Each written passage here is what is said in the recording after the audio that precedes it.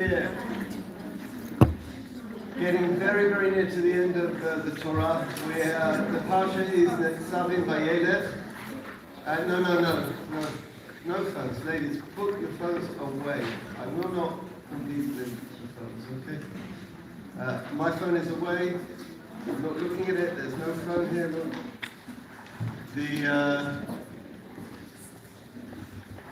We have Nitzavim vayelech because Rosh Hashanah falls on Shabbat, and because Sukkot falls on Shabbat. So when Chag falls on Shabbat, we don't read Parsha. So when we don't read Parsha, we have to have double Parshas to get to the end. So we have Nitzavim vayelech this week. Shabbat Shuvah will be Parshat Ha'azinu, and Bezot HaBracha we will read on Shabbat this year because we read it on Simchat Torah. So I've gone to Parshat Nitzavim, two very, very short parshas, Nitzavim vayelech, and we have some pretty well-known psukim here.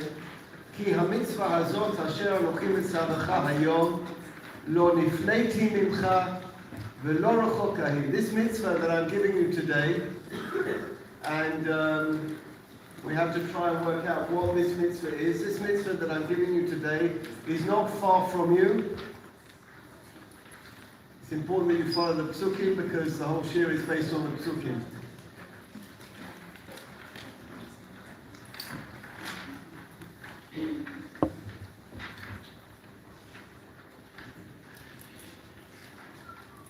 You've got it at the back, Abby. This mitzvah is not too distant from you. Lo b'shamayim here, it's not in the heavens. Le'mo mi ya'aleh lanu hashamayim ha'rikecheh lanu. Someone should have to go up to the heavens to bring it down to us. V'yashmienu, and let us know what's there. V'na'asena. V'lo me'ever hayam, it's not beyond the sea. Le'mo mi ya'aleh lanu el ha'yam ha'rikecheh lanu. That you have to ask someone to go to the other side of the ocean to bring it to you. This is very close to you. It's in your mouth and in your heart to do. Now the question of what this mitzvah is, there are two possibilities. It can be Torah or it can be Teshuvah. Or maybe it's both. So I want to relate to a couple of parshaniyot here that are slightly different. The essence is, if we're talking about teshuvah or tefillah, is it's attainable. It's not beyond you. You can do it. You can get there. But the question here is what our more modern parshaniyot have done with this. And have a look at Rabbi Sachs. I have edited Rabbi Sachs here. His essay is a 4-page essay, and I've only given you a piece of the essay. And the minute I was learning the Rabbi Sachs, it brought to mind to me a piece from Eish Kodesh that was written in March 1940 in Warsaw, before the ghetto, but things were pretty bad. So start with Rabbi Sachs. He says, Moshe Rabbeinu alav hashalom, Moshe Rabbeinu Romez, he alludes to the fact Shebiyom mehayamim, that on one of the days, Bnei Yisrael Yomru, that the Jewish people will say, Shekidei limsor hashra'ah, that in order to get divinity, in order to connect, to find spirituality, yesh letapes l'shamayim, you have to climb to the heavens. Or haflig me'ever hayam, you have to go beyond the sea. I'm sure you're probably not aware of this, but many of our Israeli kids are in India at the moment, searching for something. In India, tons of them. It's like there's a lot of people in India, a lot of Israelis in India after the army, searching for something. Rabbi Sachs says people think that God's word or a connecting word is found somewhere in the distance.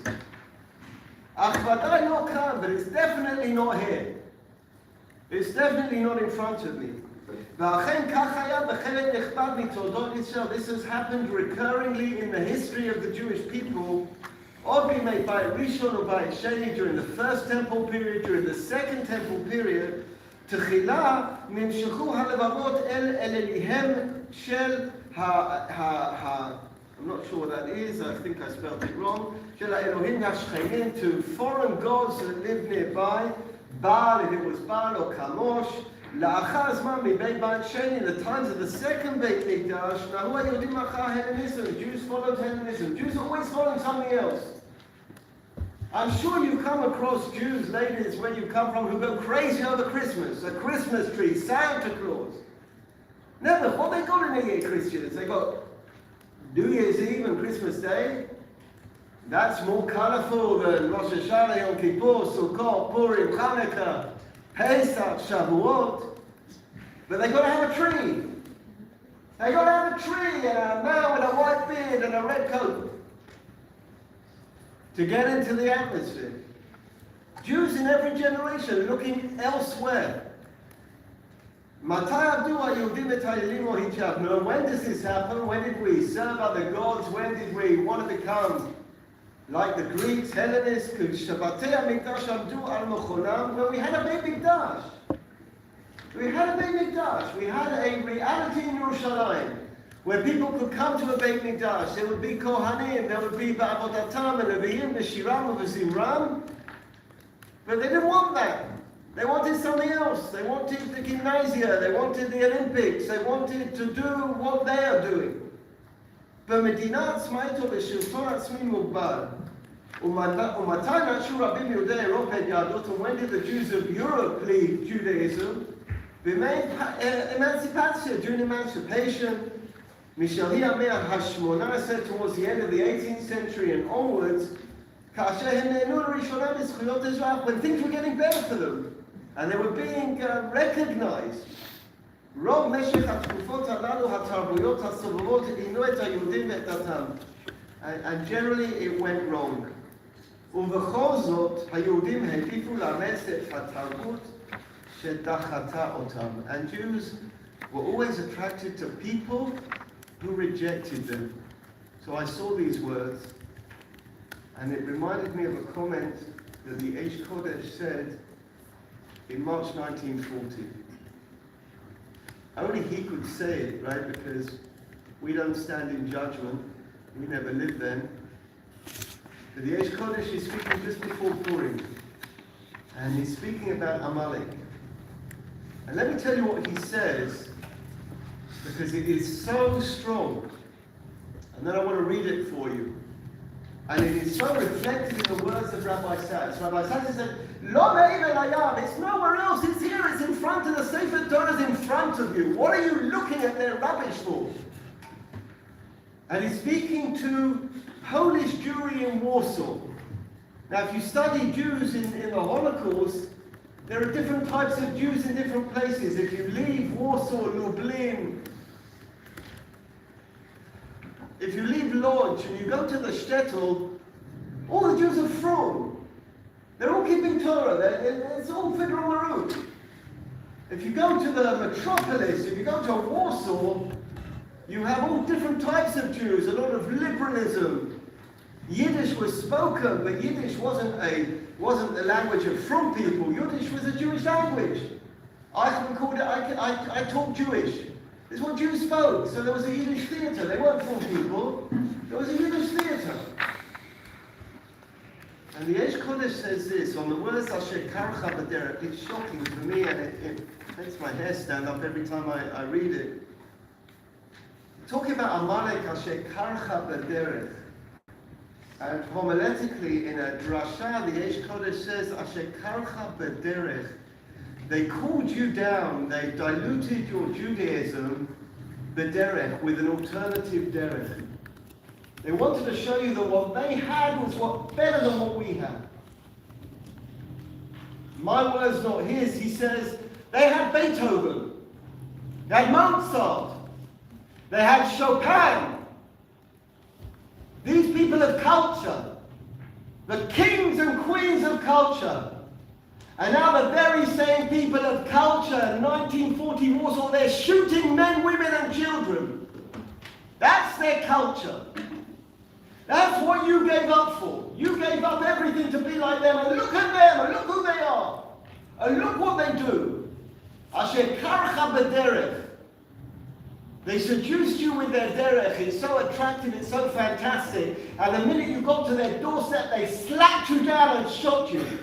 That's what they did. That's what they're doing. This is 2 years before the gas chambers. So see what he writes. והתורה מרמזת זכור את אשר עשה לך עמלק אשר עשה לך בעצמך, what they did to you, אשר קרך בדרך, הקרירות במחשבה שלך, they cool down your thoughts, שפעל בך לאמור שחוכמתו יפה היא חס ושלום. They told you that their wisdom, their culture is so beautiful, it's so attractive. Ladies, you know and I know there are girls in this room who can say all the words to so many songs that have nothing to do with Jewish culture at all. They're rude, they're crude. They're full of desire and materialism. I know because I know as well. But when I was a kid, I never forgot those words. And that's replacing a Rashi. That's replacing Ramban. There are boys your age, which I'm sure you don't know, have pictures of these people who can put a ball in a net. Ribono shel olam, that's all they can do. They can dribble a ball and put it in a net. Wow! Rashi could draw the map of Israel without being here. Rashi knew all of Torah, all of Gemara. Rashi's not on the wall. The wall has, I don't know, Larry Bird, Magic Johnson, Michael Yarbain. He's the hero. He doesn't know Shas. I don't know many things they did. I know 100% that Michael Jordan doesn't know Shas. Why is he on their wall? They've diluted you with their culture. Listen to what he says. March 1940. You can see now, you can see now how beautiful their culture is. You see the Germans, their culture, you see that beautiful culture? There's a scene in Schindler's List which is just a piece of, it's a masterpiece. When they're liquidating the ghetto at night, and they're looking for people who are hiding during the day, and SS soldiers raid a building, and they find a piano. So one of the soldiers sits there and starts playing music. Two of the murderous SS stop, and they say, "Das ist Mozart, this is Mozart." He says, "No, it's Bach." It's such a classic moment. They're identifying classical music whilst shooting women and children. Shuto kamashmah. They were playing classical music at the entrance to Auschwitz. They were playing classical music in Sobibor when Jews were being gassed. Now you see how wonderful their culture is. Wonderful, incredible. So you remember, after this is over, and he's not going to survive, after this is over, you never forget this. People forsake Jewish culture and Jewish Torah to go me'ever ayam and to look for something else. You have to know what they're really about, what this is really about. They won't be here for us. They never were. So when God saves us from this, when we get through this, just remember what we just learned. Everyone wanted to be a German. Every Jew wanted to be a German. Who wants to be a German today? Who wants to have a German passport today? Who wants to be associated with the most famous people in the world of genocide, who did the most despicable act of human destruction in the history of man? Who wants to be German today? He says you've got to know you're sitting on a gold mine, you're sitting on Judaism. Why are you looking elsewhere? It's exactly the same as what Rabbi Sachs is saying 80 years later. You don't have to look elsewhere. I'm looking at other cultures. You've got such culture. One of my dreams has always been just to learn Yiddish. Just to learn Yiddish. It's such an expressive culture. It's expressed so much. It's written in Yiddish and Hebrew. We have so much. When I remember when my son Yonatan, he's now He's now 18. When he put on tefillin for the first time, and we had a gathering at home for tefillin, I remember saying to him, I said, you know, everyone today wants to be American. I want you to know, however good America is, it is an infant in diapers compared to the Jewish people. America is 200 years old. America is 200, we are 3,000 years old. No, we don't have to look over there and be what they are. We go back 3,000 years. And it's very important. Go back to our text at the bottom of the paragraph. And this is the power of Moshe's statement. And it's not necessarily pshat and psukim, but it's a beautiful comment. If you want to find truth, and I believe we're all looking for truth, Yofi Baruch we want spirituality. Ein tzorech la'apir shamayim or la'avor et hayam. You don't have to climb the heavens. You don't have to cross the seas. Ki karov eilecha hadavar ma'od. This is staring you in the face. It's been staring you in the face since you went to kindergarten. Beficha u'bilvadcha la'asoto. Elohim karov eleim. God is near to us. Hukan, He's here. B'shira, b'mizmorei tehilim. Hukan ma'azim l'shakle l'tarya shalanu al-daf gemara. You're surrounded by it. This year more than any year in your life. You're in the middle of it.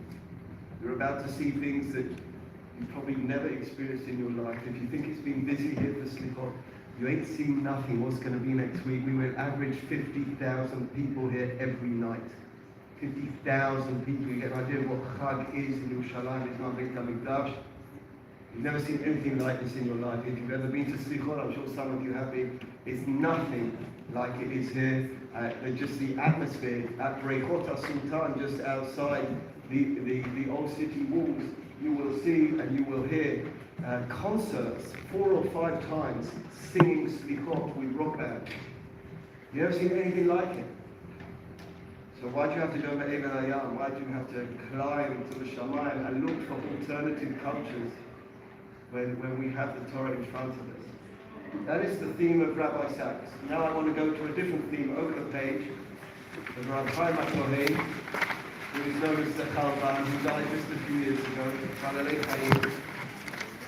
It's a different theme, okay? I want to give you a number of themes on these psukim. It's not Evel Hayam, it's not in the Shamayim, it's right in front of us. All I ask for you ladies is, I know it's a long day for me too, I've been teaching almost all day. Give me 35 more minutes and then you can go and have pizza, okay? Or Chinese or whatever you've decided, okay? Either way, we're here to grow, okay? So,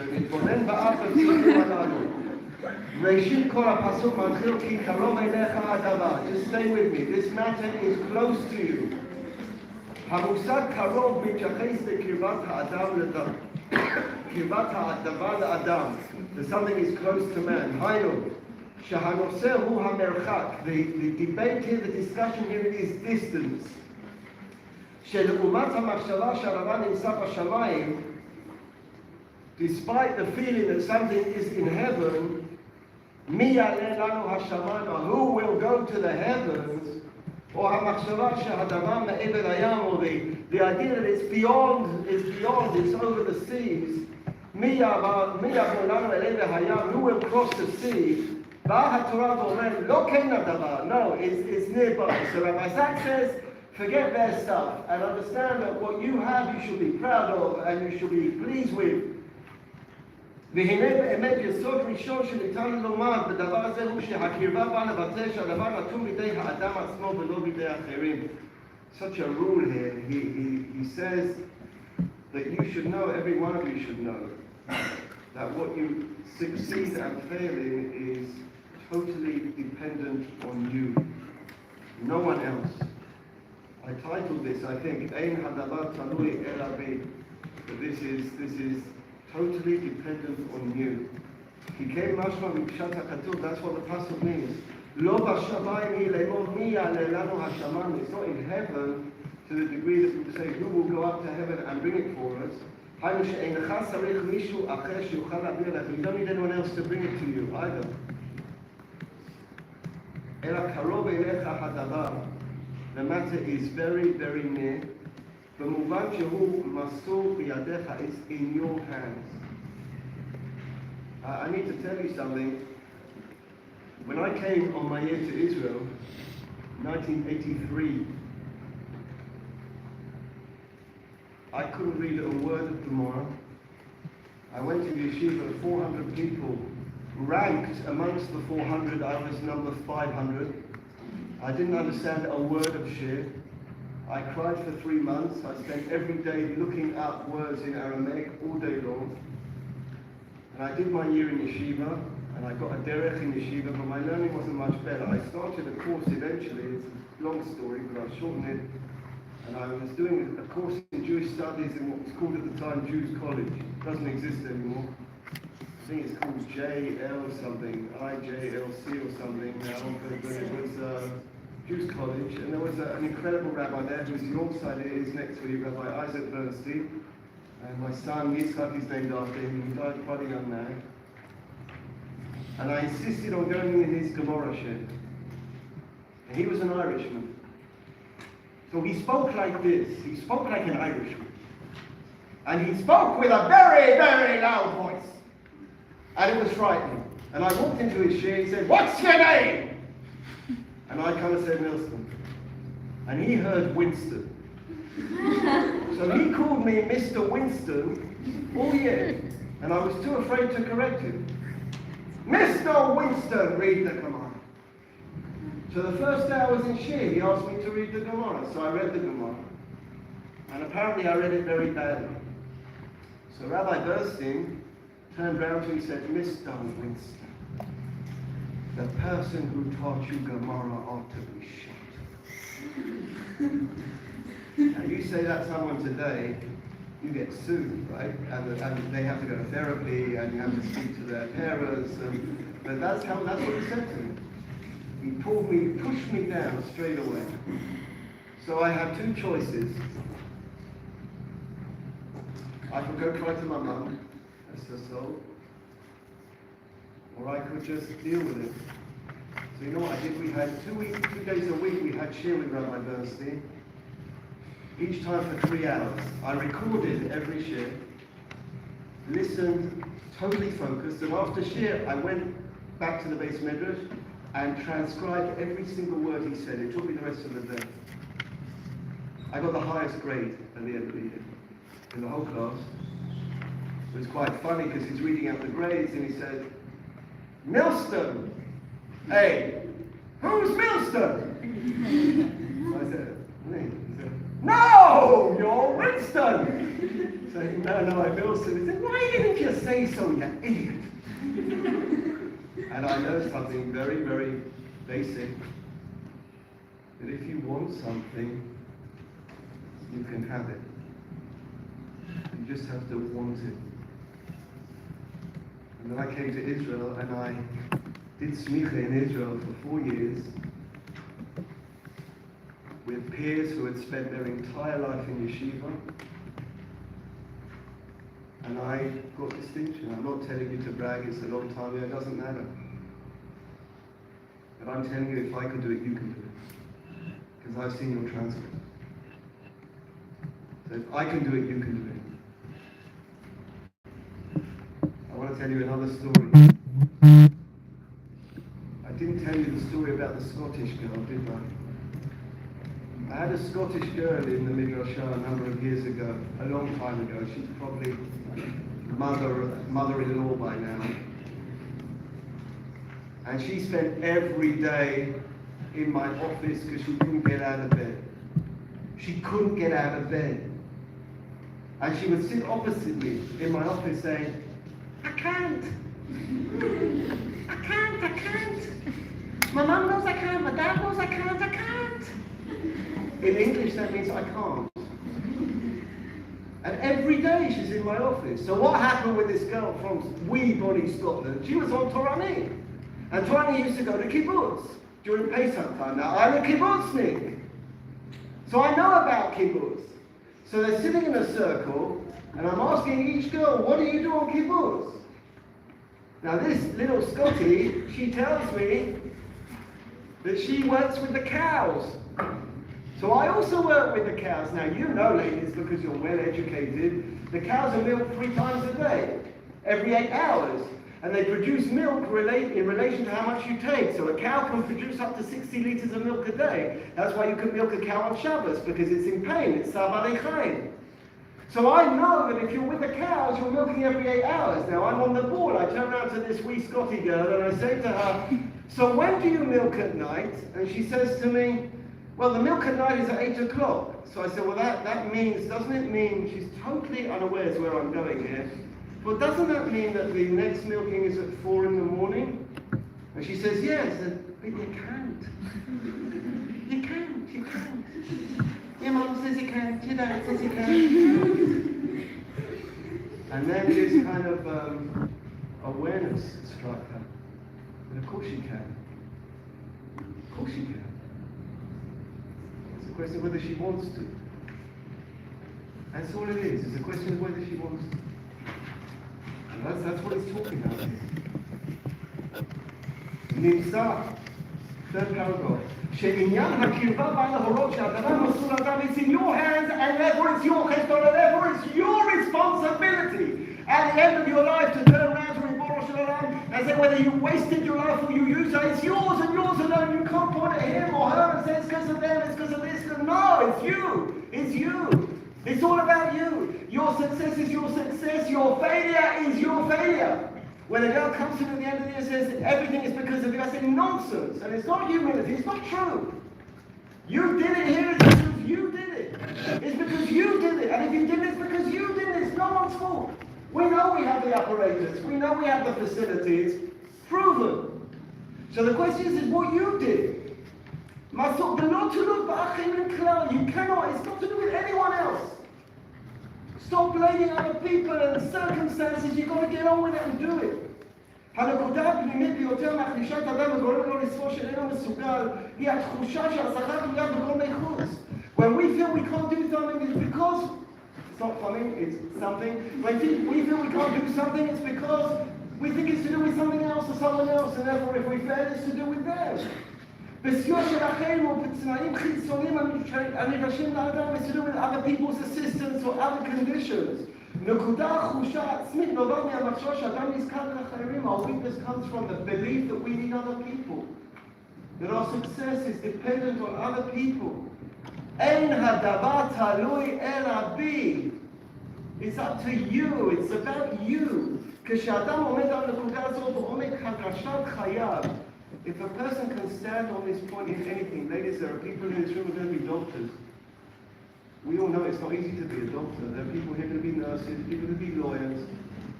You're going to work really, really hard. And you'll do it.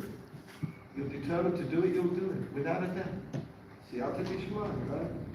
כששחרר את כל הנקודות עצמו בכל התחושות תלות באחרים, if you're able to drop this dependence on other people and other things, it says to do with this, there's an excuse here and an excuse there. אז מתגלית עוצמה פנימית אדירה שבכוחה לקרוא על כל קושי וכל אתגר. You have the determination to do something. You can do anything you want to do. You can do anything you want to do. And you know it. You know it. If you're determined to do something, you can do it. כשהחולשה מחלחלת פנימה, but when this weakness, these excuses, like they kind of drip into us, הוא משדר את האדם שאין בכוחו להצליח, הוא זקוק לכם, I can't do it, I need your help. Dumbo the elephant, right? I need your help. Is that too old for you, Dumbo the elephant? I need the feather. What happens when the feather falls and he's going to die? So he flies. Because he realizes I fly or I die. So he flies. You know what I'm talking about? Dumbo the elephant? Yes. Isn't it, right? So the feather falls out of his trunk and then he just flies because he has no choice. It's fly or die. אז ממילא כל טענה שהיא כבר תחליש אותם ותפיל אותו לרשת הייאוש והחידלון. So any time that we excuse ourselves, I can't do it because, and I can't do it because, ladies, I'm telling you something very, very simple and very partial. If I can do it, you can do it. It's as simple as that. If I can do it, you can do it. If you've done calculus, you can do them all. If you've done physics, you can do them all. If you learn French, you can learn Greek. It's just a matter of whether you want to do it. למעשה הנקודה העצמית של האדם היא הערת נשמתו. The dependent, independent part of the human being is his soul. שהיא בת-מלך, which is a princess. האדירה בכוחה והעשירה בהווייתה, incredible strength our soul has. באמת כל אתגרי העולם הזה אינם נערכים מאומה מול נהרת נשמת איש ישראל. The soul of a Jew is beyond anything there is in this world. שהיא אש לוהטת, it's like a burning fire. ומלאה כבורת אלוקים חיים, כל חושת האדם נוסף לניתוק לעון נשמתו. Our weakness is when we cut ourselves up from our soul. We spend all of our time on our bodies. שהוא אור חיה בסוד עוצמתו הפנימית. Could be you're sitting in shiurim, you don't understand the word. Okay. You keep going, you understand. If you talk, if you sleep, if you do your body, you won't understand. But that's how do we know? It depends on you. כובד החטאים סיבוכי העולם הזה מרחיקים את האדם מזיד נשמתו. Okay, היסוד, and therefore, last paragraph on the page, the foundation stone. לכל עוצמת חיי אדם ואור חייו, הוא נקודת קישורו אל עול נשמתו, to connect with our soul. שיכיר האדם שהוא עצמו איננו תלוי בשום גורם חיצוני. This isn't simply just a shiur on parsha. This is a rule of thumb. If you live by this, you can live a life. You can achieve in your life. You can make excuses. I have to share with you that my biggest nightmare in my life, from quite a young age, has been that I'll reach the age of 80 and realize that I've wasted my time. The problem is you can't do it again. Can't do it again. I used to, Rabbi Bernstein, I used to go to many of his shiurim, and it was Pesach Sheni, and he used to arrive early, so I used to get there early because I wanted to hear his Torah. And I used to sit there and speak to him. I loved him. Ahavat Nefesh. And it was Pesach Sheni, and he turned around to me once and he said, he was already calling me by my first name, and he said, you know, David, you can do everything twice in life. You can do a driving test twice, you can do A-levels or matriculations or SATs twice. You can marry twice. He said, there's one thing you cannot do twice. You cannot live twice. You only get one shot at this. You mess up, you mess up. You can't do it again. You must have said that to me 40 years ago. It's still ringing in my ears. You can't do it twice. So you're thinking, Slichot, my God, I'm getting up till 12:30, oh no, a bit later. But it's only going to happen. Well, how many times do you get Slichot in Yerushalayim? I want you to know, we don't break here on Yom Kippur. I will not break. I'm cousin from Musaf. If it's going fast, I'll just do a niggle for 20 minutes. We will not break on Yom Kippur. You want to go out, go out. But I'm not breaking on Yom Kippur. God gives me a day to pray for my life, I pray for my life. You ever heard of a guy go to court and the judge is about to sentence? He says, you can say a few words. He says, I'm just going to go and rest. We don't brag about the break here. We brag that there's no break here. I'm going to pray all day, and this room is going to shake. You've never seen anything like it. If you're shocked by our Paim Shana, you haven't seen Yom Kippur in this Midrash. You haven't seen Miriam's son on the top here, Down syndrome boy, jumping up and down like Mashiach walked in before. You've never seen anything like it. You've never seen anything like it. And it happens once. You're going to sleep. You're going to sleep. You're going to dream about chicken all day. That's what we're going to do, that's young people. And life is about opportunities. And unfortunately for many of us, life is about missed opportunities. Instead of listening to a shiur, we sit there with our phone and play Candy Drum. Really? I mean, really? Let's be a bit more modern, Subway suppers. This is it. I sat on a plane once, a guy in front of me spent the whole flight to America, like 11 hours playing. He was my age. I said, I wanted to give you a Musa drush. I went, what are you doing? No. Read a book. How can I go on? Read Dickens, I don't know. This is it. The 50-year-olds go, this is it. Missed opportunity, missed opportunity. There are some of you ladies who understand this straight away. Every time they have a free weekend, they go to somewhere in Israel that they've never been to. They go to a kibbutz, they go to a moshab, they go to Tzfat, they go to Beersheba. And there are other people, Airbnb everywhere, Airbnb. So what did you do? Airbnb. But I can tell you when there's good pizza in Israel. I can tell you when there's good falafel in Israel. Oh, I know Israel. What do you know Israel? 50 years to the Yom Kippur War. 50 years to the Yom Kippur War. The whole country is engulfed by this 50-year anniversary of the worst tragedy that happened in the state of Israel. The Yom Kippur War. More casualties in that war than any other. This year, 2023, 1973, 50 years. Every Shabbat that's free, you have an opportunity to go out and look and find and see something else and be something else. Airbnb. I'm going to Airbnb. Oh no, I went to Airbnb in Herzliya. Oh no, I went to Airbnb in London. No, I went to Airbnb in Shalom. How do they compare? Well, that one had a sink and that one had 2 sinks. Put it in your journal. Or you can go to kibbutz. Check it out. You go to a moshah. Check it out. Go around, learn. I was so impressed. It happened last year, big time. It happened the year before as well. First night Hanukkah, I get a call from, it was the first day, it wasn't the first night of Hanukkah, it was second or third night of Hanukkah, and the girls had, it was their first night of Chofetz. It was 20 girls last year. They went to Gush Etzion and hired, what's it called? What's it called? ATV. And they did fuel jeeping, and then I get a phone call from one of the girls. We're about 5 minutes from your house. Can we come for Hanukkah candles? I was so delighted. They went out and bought 20 donuts, good donuts and that. Any of you there? They were good donuts, and I was so proud. That's what they did on their first night of conference. They went and did a jeep tour in Gush Etzion, and it was so great. Instead of going to Airbnb. They did something. Doesn't mean you can't. I'm not saying it's us. I don't know. Ladies got nothing to do anymore. I don't know who's surfing, soccer. I got nothing. I got no idea. I only know the girls who come to class. I sit in the baby drops. They're the only girls I know. I've been waiting 30 years to do that. And that's great. But it's for you. It's your decision. Well, where do you want to be at the end of the year? I want to tell you something else. You ever heard of the Nobel Peace Prize?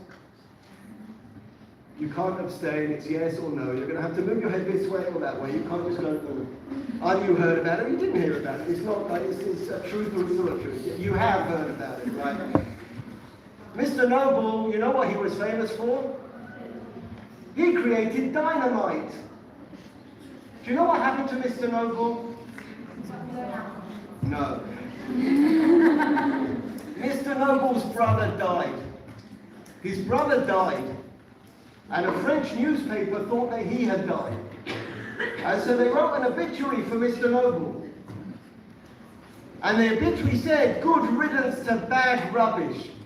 Thank God this man is dead. He created dynamite, he brought death to the world." He had the unique experience of reading, he wasn't dead, of reading his own obituary. And you know what he did? He did teshuva, actually. He understood by reading his obituary about what they're going to say about him when he died, and he changed. It's a true story. And he dedicated all his money to good. That's what the Nobel Peace Prize is.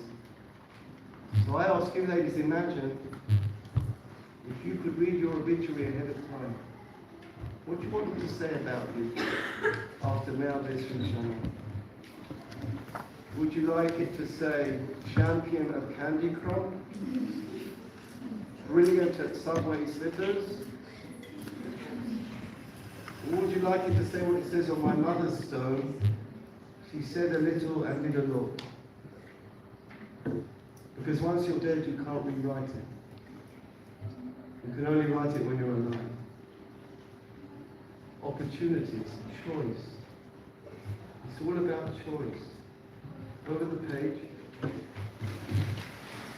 I will finish at 6:30. Don't look at the amount of sauces and get worried. Oh my God, where's my pizza going? נמצא שהמחשבה שהצלחת האדם תלויה באחרים, and therefore you understand and to think that man's success is dependent on others. אותה מחשבה מחפשת מי יעלה ואומר, who's going to go up to heaven and bring it to me? Ladies, the answer is no one's going to bring it to you. Bring it yourself. No one's going to bring it to you. When I used to teach morning Seder and girls asked me what a word meant, I used to say to them, here's a dictionary, look it up. Why?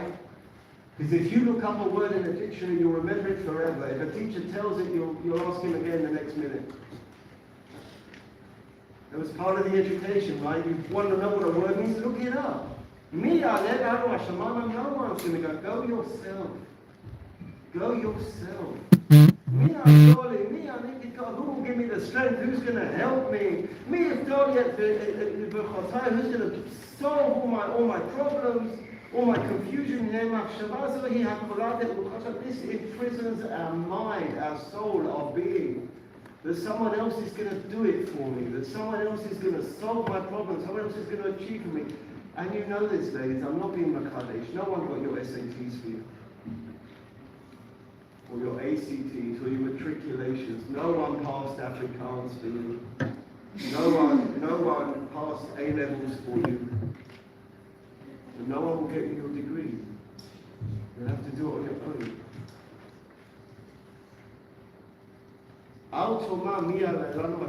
Don't say who's going to do it for me, who's going to get it for me, who's going to translate it for me. You ask your rabbis, you ask Rav Yoni where he comes from, you ask Rav David where he comes from. Ask Miriam Wolf where she came from, Yakira where she came from. You came from the same place as you, some of us even worse. אלא אמור לנפשך, say to your soul, לעשיותה to yourself, כי קרוב אליך הדבר מאוד, בפיך ובלבבך לעשותו. So he adds two things here. והנה יש פונה בשני הדימויים שנאמרו בפרשה הזאת. One is עלייה לשמיים. So who went up to heaven to get the Torah? Moshe Rabbeinu went up to heaven to get to the Torah. מעבר לים, who went over the seas? But the Midrash says that Abraham was on one side of the Nahar and everyone else was on the other. So Chazal says here the allusion is to Moshe and Abraham. Let's think about Moshe and Abraham for a minute, ladies. Moshe never went to fish. He went to SAR. He got a husband in. He didn't go to public school. Moshe grew up in Pharaoh's house. Didn't know anything. What about Abraham? When did Abraham turn to God? How old was Abraham? 72. הנה יש התפורר בשני הדימויים שנקרא פרשה הזאת. העלייה לשמיים, דהיינו להבל מזכיר לנו את העליית משה רבנו עליו השלום. מה זה משה רבנו מעל הר סיני? והביטוי מעבר לים ישר שומע זה אברהם אבינו. Maybe going over the seas is referring to Abraham Avinu. שעבר מעבר להר. He went on the other side. He stood for his prisoner. Everyone was on one side. Abraham Avinu was the Abraham ha'ivri. He was on the other side, Avar, to the other side. כדברי הנביא, בעבר הנהר, ישוע אבותיכם. באמת, משה רבנו היה צריך להגיע לשמיים כדי להביא את הדור. Moshe went up to the Shemam to get the Torah. ואברהם אבינו היה צריך לעבור את הים. אבל כיוון שהם כבר הביאו להם, but they brought it to us already, we don't have to go anywhere. You have to open up the Aron Kodesh and put out the Sefer Torah, go out to the Beit Midrash and pull the book off the shelf. They brought it to us already, it's been done. But more than that, you can add to what he says here. These people came from nowhere. Look what they did. We just all come out of our mother's womb as babies, knowing nothing. We start equal. We all start this race equally. Some of us have different training. We get given different tools. But it's really a matter of how you apply yourself with these tools and what you do with these tools. Next paragraph, וכיוון שגם משה וגם אברהם הגיעו לשמיים ולעבר הים, כל איש צריך לדעת שהוא כמי שעומד על מקום עצום. They've done the work for us, it's there, it's in front of us. We are standing on treasure. I have to sometimes pinch myself to remind myself where I am every day. And one of the most wonderful days in the year for me is Yom Yerushalayim, where I stand in the middle of the Rova like a Balabay with my flag, saying, welcoming people, having pictures with the boys from MTA. Apparently a great picture. I didn't do it this year, it was the year before. I had a wedding this year, and you'd have told me when I was hiding stink bombs when I was 16 in Hasmonean that my place of work would be the old city of Jerusalem. I have to pinch yourself to remind yourself where you are. Don't miss this opportunity, ladies. Don't miss it. It would be a tragedy, not for me, and not for the school, but for you. This is an opportunity. And you know what? When I was tired at 3 o'clock in the afternoon in yeshiva, I did two things. I had a cup of coffee with 3 spoonfuls of caffeine, and I stood up. I stood up until that period of an hour and a half kind of went. I didn't fall asleep, I just stood up. I wasn't that tired that I would fall asleep. In the army, I stood up. I understood that I had an opportunity. And I don't want to wake up in June or December and find out that I missed that opportunity. So this next paragraph, we have it in our hearts. I have to tell you something else. I'm sorry, I'm not going to get all my sources done. There's a midrash. You know the midrash? The midrash says that when you were a baby in your mother's womb, you knew all of the Torah. You remember that midrash? When you came out, the angel pressed your head, and you forgot everything. So Kirk Douglas has one over here and here. So he must have learned you were Shami Ambam. He's Jewish, right, Kirk Douglas? I don't know if he's alive anymore, but you forget everything.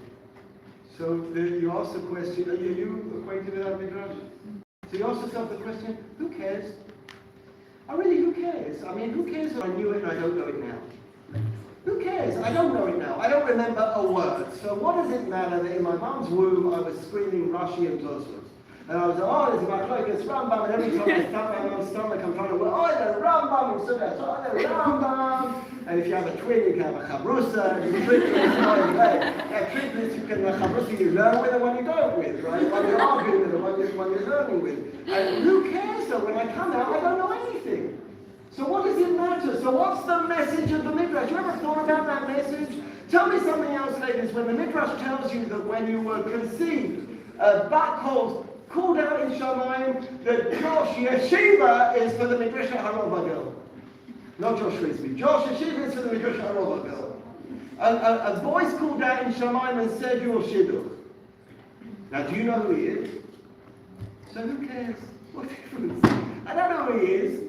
I still got to find him. So what does it matter that a heavenly voice called out and said that my Shidduch is made? I don't know who he is. Maybe if I was born with a little note, he lives in Pakistan, he's going to become a Ger Tzedek, he's going to move over to Israel, you'll meet him in the Rova HaYehudi after night Seder during Bein Hazmanim. But you don't know who he is, so you understand the common ground between these midrashim. Who cares? What is the point of the midrash according to me? The point of the midrash according to me is if you've been there, you can go back. If you've been there, you can go back. If once your soul knew all of the Torah, it means you've been there. It means you can go back. If a shidduch has been proclaimed for you, it means he exists. What is the common ground between both midrashim? You've got to do it. God has created the reality, it's there, and now you have to do it. You have to do it. That is the same in the Jewish calendar. We start off the Jewish calendar with Pesach. Pesach, God schlepped us out of Egypt. There was no revolution. We didn't march out of Egypt. That's the beginning of the year. We were schlepped out. We were given Geula on a silver plate. And what's the end of the year? The end of the year is Purim. The end of the Jewish people's year. What happens in Purim? We do it on our own. You have to do things on your own. And then they're yours. And it's yours. And then you can turn around and say, I did this. Every time you have those moments of doubt, and there'll be many, why wouldn't they be? It's so hard. then you say, I did it. And I told somebody this story. I just want to come towards the end with this story. I had a girl from Cape Town. I told somebody this story. And she didn't know anything. First day of learning in the Midrash, I found her in room 9 crying. I said, why are you crying? She said, I've been sitting here for 2 hours. I've done 2 words in the whole mission. So I sat with her, I spoke to her. At the end of the year, I'm skipping 10 months with MTA. I walked into room 9 and I saw her crying. And I said to her, why? It's a true story. I said to her, why are you crying? She said to me the following, I've been sitting in the bed with lunch for 2 hours and I've only learned 2 prakim. I had to remind her what she said to me 10 months earlier. She did it on her own. And every year I went back to Cape Town, she used to say, stop telling that story about me. Everyone knows it's me. Now, if you want a really nice story, before she left the Midrash house, she gave me a little red box with a ring inside. And she said to me, when I make Aliyah, I'll give it back to her. And she had ups and downs. She had positives and negatives. But I saw her every year when I went to Cape Town. And eventually she made Aliyah. And then one day, she phoned me and she said, I'm getting married, I want you to do the wedding. And this is in the newspapers because she married a Scotsman and he wore a kilt. I started with Scotland, I finished with Scotland. And I did the wedding, he gave her the ring, and after everything was over, I stopped the music and I said, I have one more thing. I have this ring that you gave me 10 years ago. And you said you wanted me to give it back when you make Aliyah. I gave it to her husband. You want to make a halakhic issue? I said, you didn't know. The ring. That is 100% true story, ladies. I look back, when I look back at 29 years in the Midrash, we've had a lot of successes, and the people that remain in my mind, the people who came from nothing, and I had a girl, I can't say where she's from. She was hospitalized before she came to the Midrash. And I took her to the Midrash. She was hospitalized with serious issues. And I took her to the Midrash. And myself and Hashem and Rabbi just spent a lot of time with this girl. And she would say time and again, I'm not getting married, I'm not having children. I did her wedding. And she has 2 children. And a number of years ago, her father took myself and Hashem, I don't know the other things that came, he took us out for supper with our families in Yerushalayim. And the 2 little kids are running around. And her father, who has since passed away, he looked at me and said, would you believe?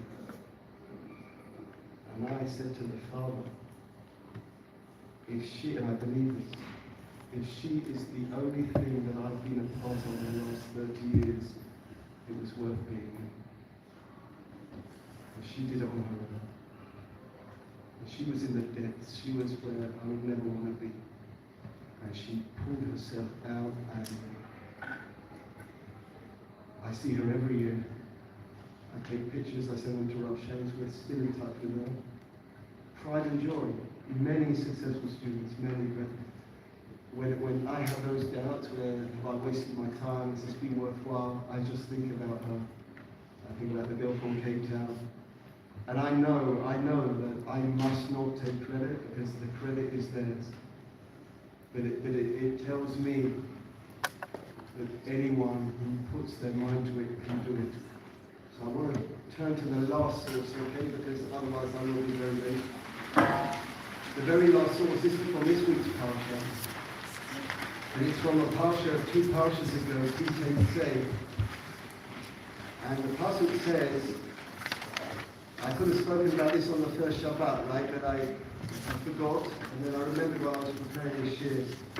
And it's a halacha. It says, "Lo tireh chamor achicha o shoro noflim." If you see your fellow's donkey or ox fallen, it could be a broken down car in our context. Noflim b'derech mitzalamta mehem. You cannot ignore them. You have to help them. Now listen to the last words. Hakem takim imo. You have to pull up the donkey with him. What does Rashi say? Im ba'alav. Together with the owner, you pull up the donkey. Listen to Rashi. Aval im halach ve'yashav lo. But if the owner of the donkey sits on the side and says, "You've got a mitzvah, so you do it," then you're pater. You don't. You have to do it. So, imo can help. But if you sit on the side and say, "You've got to do it for me," then it's not just I'm pater, it's just irrelevant. I can't. That's what we have, ladies. That's two incredible comments here by Rabbi Sachs. You don't need to look anywhere else. You have Judaism and Israel. And then this beautiful comment of the Chazan. He says, nothing is too much for you. That's the difference between successful people and unsuccessful people.